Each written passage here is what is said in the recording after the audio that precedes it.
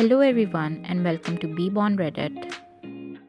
My 29 female parents ghosted me 5 years ago after my wedding and now reached out. What do I do? Original post October 2021. My husband 30 male used to be my boss. About 9 years ago I started working as his assistant.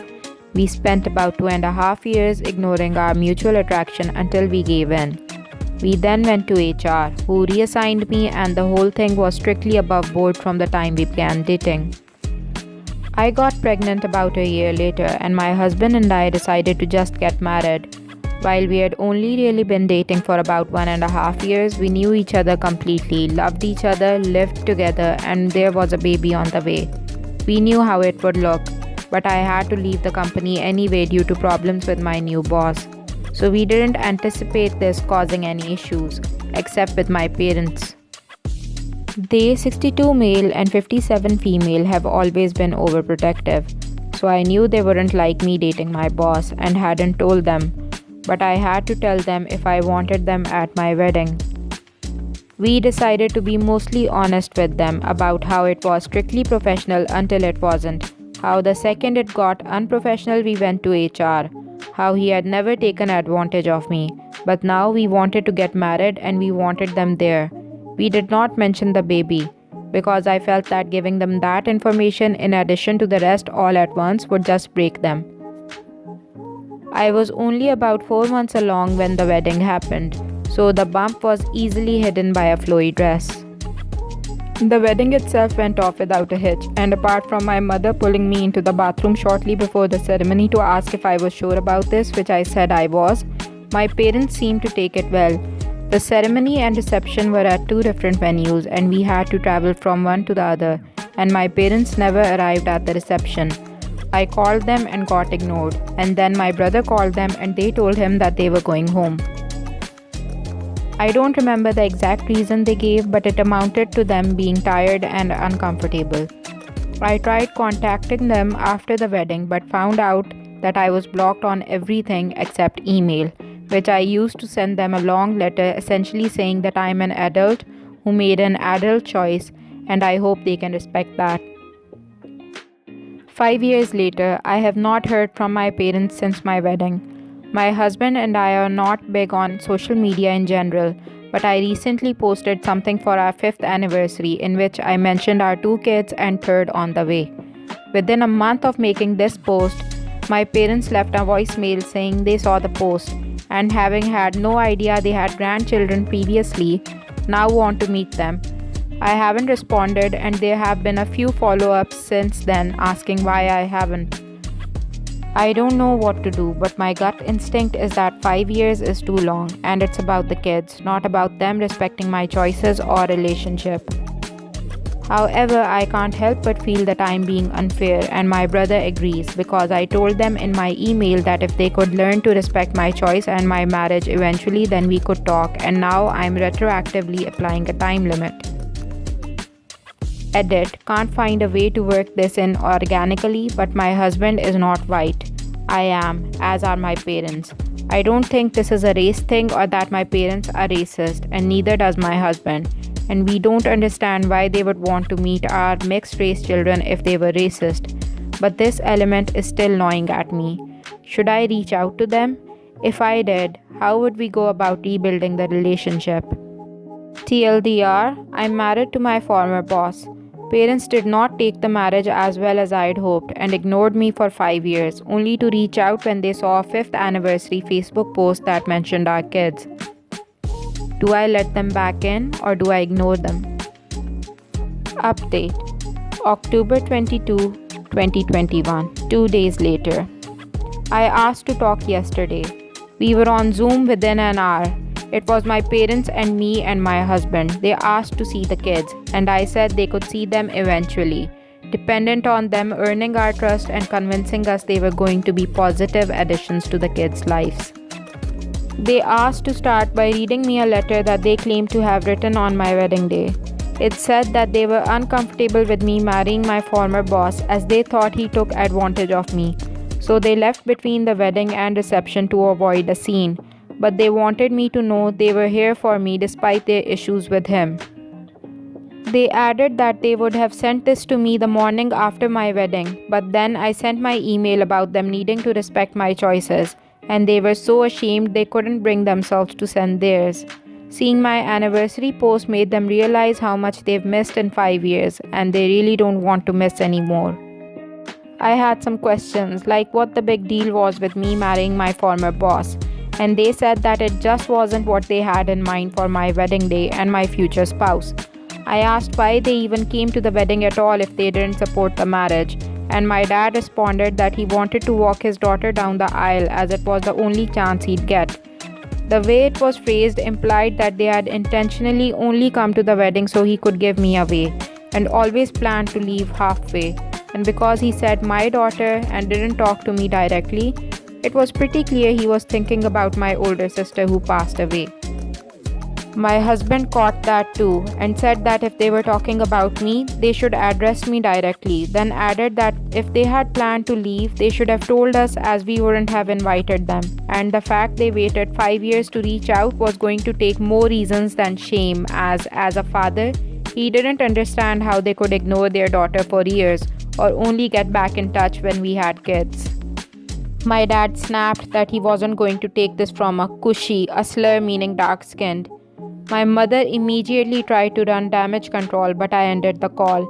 They have since messaged me several times trying to explain that calling my husband a racial slur wasn't indicative of a racist attitude, and he wouldn't have said that in front of the kids, so they should still get to meet them. I spent 5 years wondering how they were so offended by me marrying my boss that it earned no contact for half a decade. Turns out they're just racist. It's almost nice to find out. If it was just the boss thing, I would have sympathy for them and we might even be able to reconcile. But with this, it's now just a question of if I'm going to knowingly expose my mixed race children to a couple of racists, which I am obviously not going to do. TLDR, they're racist. My ex-husband and his new wife made my daughter a back brace out of wood and steel and forced her to wear it. My daughter is 9 and we share custody by alternating weeks. My daughter says her back hurts now and her arm is tingling. I have a doctor's appointment for her on Monday, and in the meantime, I'm trying to remain calm. I confronted my ex-husband about it, and all he would say was one text message where he says his new wife didn't like how my daughter slouched at the dinner table. They aren't doctors, and there is nothing wrong with her that she needs a brace. I freaking want to kill both of them. Is there a way I can get a quick court date or see a judge because I don't want her going back there? When we divorced, it took a long time to figure out custody. Edit. Sorry, the location is the state of Florida. I'm so mad I'm having a hard time focusing. Update 12 August 2016. So a lot has happened since I first posted. I called into work while I was trying to get all this sorted. One of my co-workers has a cousin who's a lawyer, and she knew someone who was able to help me and file the paperwork. My husband played dumb in court, but his visits got reduced to supervised, and he was ordered to take a parenting class. My daughter went to physiotherapy. Eventually, the court reinstated his visitation when he swore he had learned his lesson and was sorry, and with his otherwise clean record, the court agreed. I was against it, but the court ruled against me. I gave my daughter her own cell phone so she could call me whenever she needed to. On her second visit, it happened again.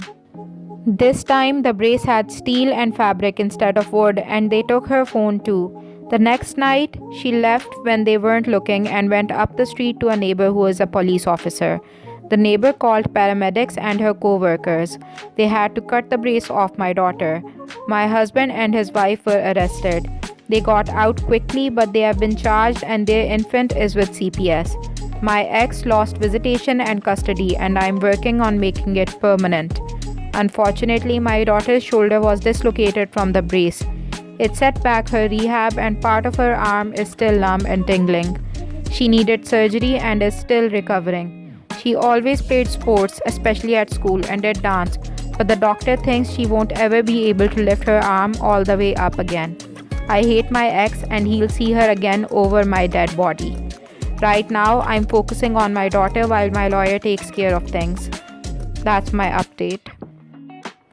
Sat down on my friend's MacBook and broke it. Offered to pay her the money for it, but now she wants more because she was upgrading anyway. So it's this, or she will sue me in small claims court. Original post. I had some of my friends over at my house, and one of my friends invited one of her other friends to come over. She had her MacBook on my couch when I sat on it and broke it. Since it was completely my fault, I offered to pay her the money for it and she agreed. She got it 3 years ago and it cost $2,200 at the time. I told her I'd wire you the money in a week to her bank account. She's now emailed me saying that as per our conversation, she's expecting the $2,700 that I've agreed for. I didn't know why she added the extra money, so I got her number from my friend and called her to find her, telling me she's now expecting me to pay for her new upgraded MacBook since she was upgrading anyway. She said if I don't agree to do that, she'll be suing me in small claims court. Can a judge agree to that? Should I wire her the $2,200 or should I just tell her go sue me? Update. I went through every single comment from the 200 plus ones and I sincerely thank each and every one of you. I did some research specifically for repairing the screen for the MacBook, and for her particular model, it's around $310 for the screen plus the labor cost. So I wrote her back saying that since she didn't accept my initial offer of $2,200, I am withdrawing that offer and offering to pay for the repair cost. She sent me an email calling me a witch and that she's going to take me to court. I got served a few days later and went to court. I told the judge I gave her 3 options to choose from. 1. Either to write her a check for a brand new one, which was $2,200. 2. Get her a refurbished one from Apple or a third party or even used, which would be around $1,400. Or 3.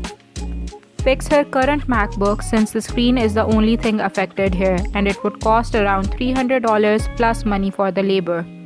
I printed out the email I sent her and the mail she sent back, refusing, demanding the $2,700 and calling me a witch and saying we'll go to court, plus screenshots for the price quotes from different websites for a new/refurbished and the screen fix for her particular model, and gave it to the judge.